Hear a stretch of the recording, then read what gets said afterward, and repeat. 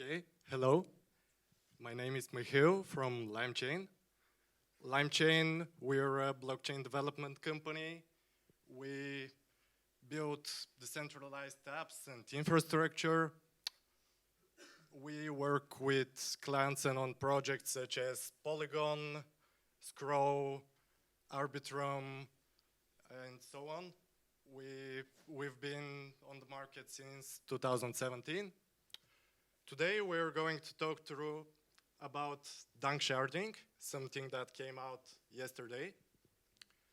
We are going to talk about what it is, why it exists, about its implications, and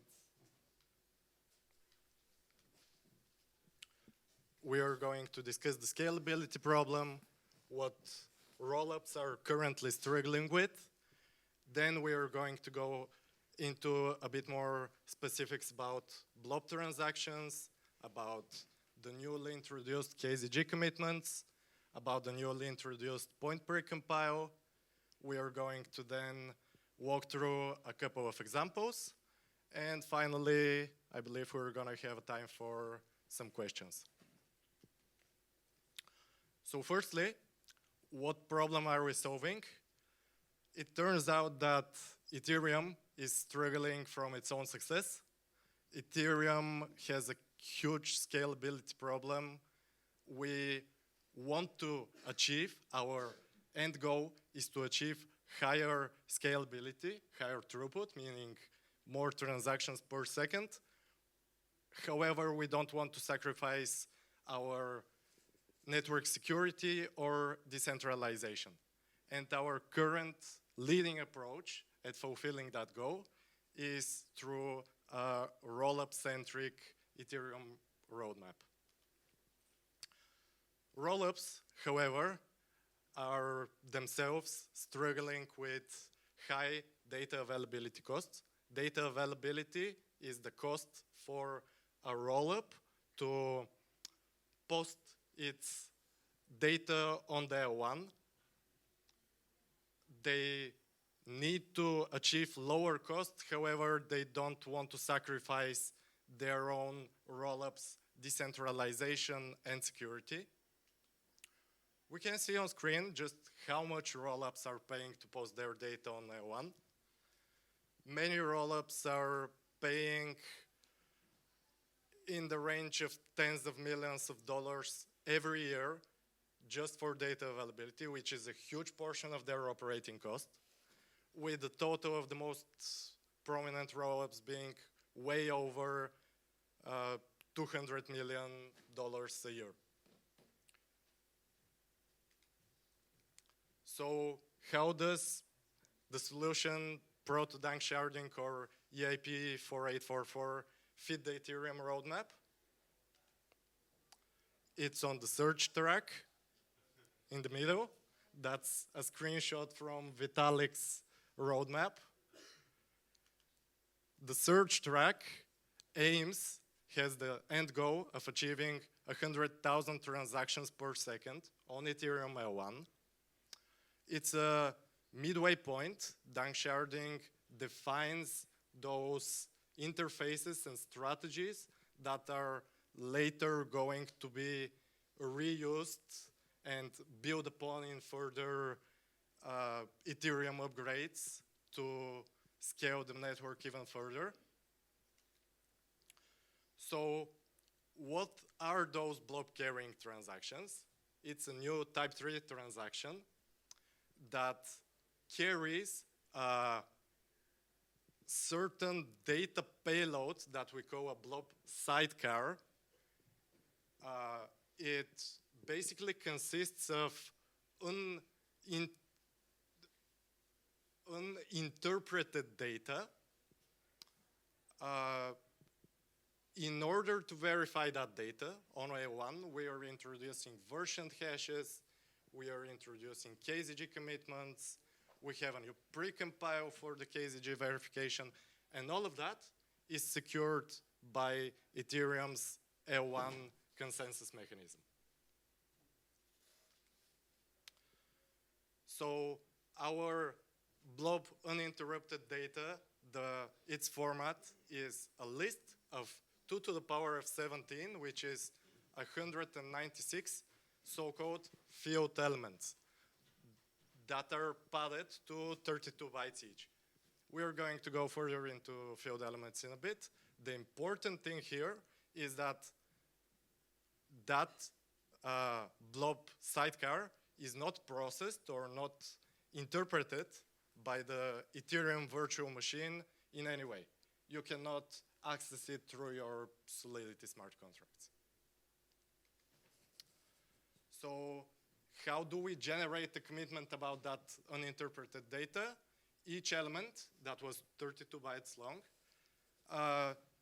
gets converted to a field element. A field element is a positive integer that's lower than the modulus, that huge number we can see on screen. Everything that is larger than that number gets trimmed down through the modulus operator.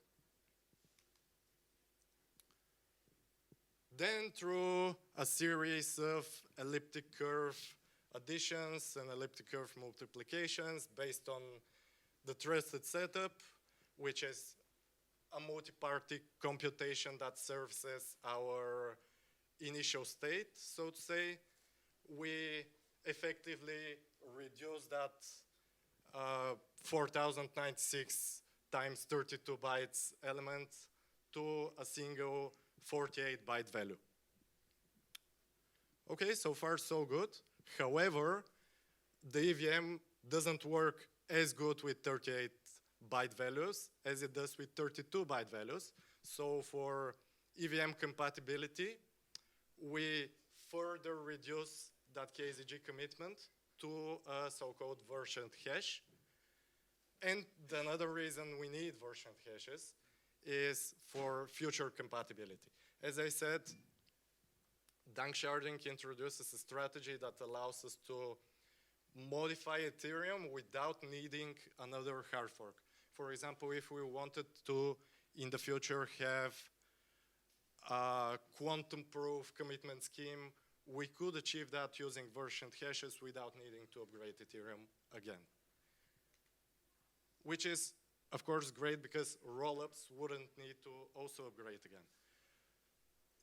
The versioned hash itself consists of a single byte in the beginning that's currently 0x01 that signalizes the version plus the last 31 bytes of the SHA-256 commitment, the KZG commitment we generated in the step before. The way we can access that versioned hash from the EVM is through a newly introduced Blob hash opcode. The versioned hash can also, through the rules we went through before, be constructed off-chain, and it can be passed, for example, as code data, and it can be used by the same precompile, which could be useful, for example, to pass a versioned hash of a batch that's stored not in the EVM L1, but on a separate data availability network, such as, let's say, Aave or Celestia or EigenDA or any other. Then we're moving through to the final part. We managed to generate all of the constituents. We managed to generate the KZG commitment. We, in a similar fashion, generate the KZG proof. We generate Z and Y. Those are the coordinates of a point, of an elliptic curve point, and the Blob versioned hash. That's the versioned hash we talked about before. And we pass those to a newly introduced point precompile. The point precompile is a new precompile that does two things. It firstly validates the correct correspondence from the version hash to the commitment on chain.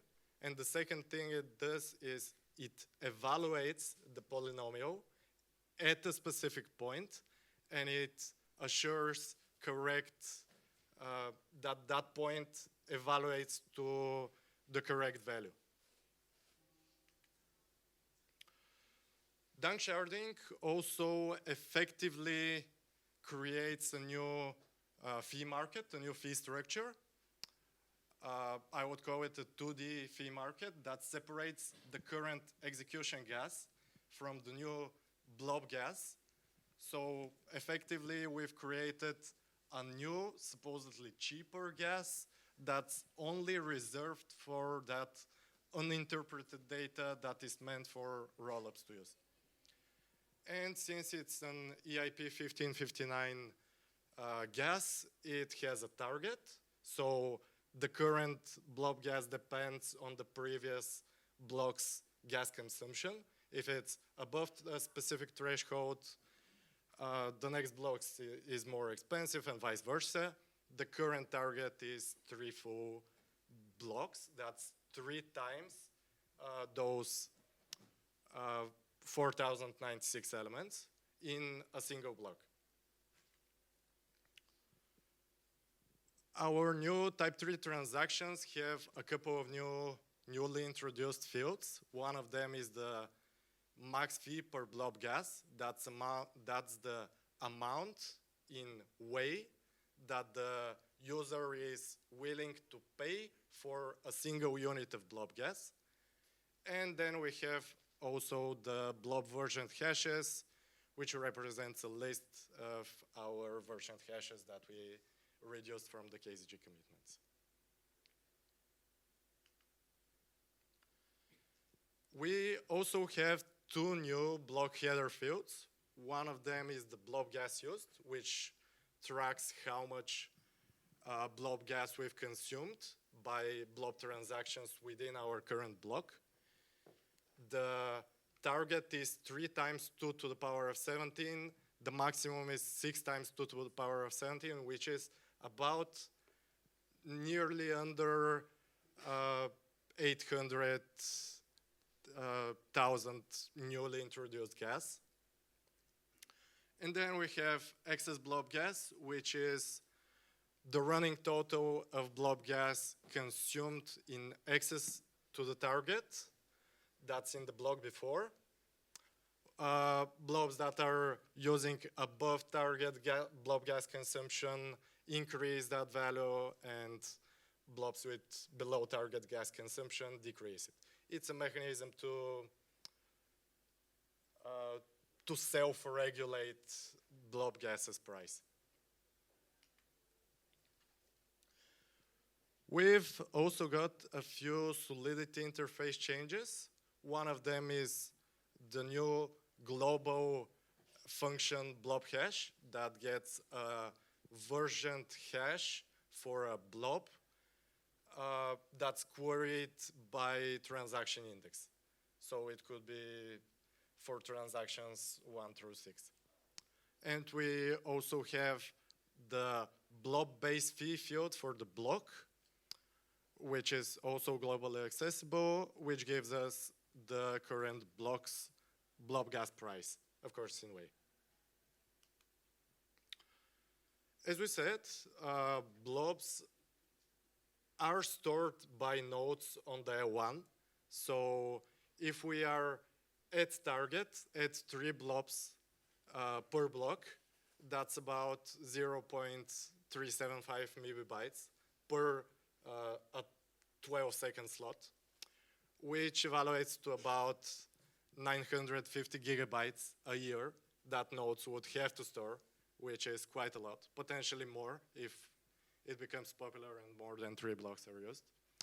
So that meant that we need a mechanism to auto-delete that data after a certain period of time. For example, 30 days. So what does dunk sharding or EIP 4844 mean for rollups and for users of those rollups? It means that transactions cost will go down. It means that the data availability cost, so a large portion of the operating cost for rollups, will also go down. Rollups will need to upgrade. Sorry, we're running out of time. And I was wondering if we could have some questions. Sorry, just finish up with questions from the audience. We need about 2 more minutes. Rollups are going to need to upgrade, however, they're going to need to upgrade only once, since we've defined the common interfaces that are going to be reused in the future. And a lot of rollups are already in testing phase. We can see just how much users are going to benefit from that. We can see a simple transfer on Base, we can see a swap on Optimism mainnet, and we can see a mint on Zora. Each one of them is going to cost, as we can see, below a cent. And we're going to skip the bonus as we're running out of time. We can go through it in the networking section. Thanks a lot. That was it from me. And you can find me on X or on GitHub. I would appreciate your questions. Thank you very much.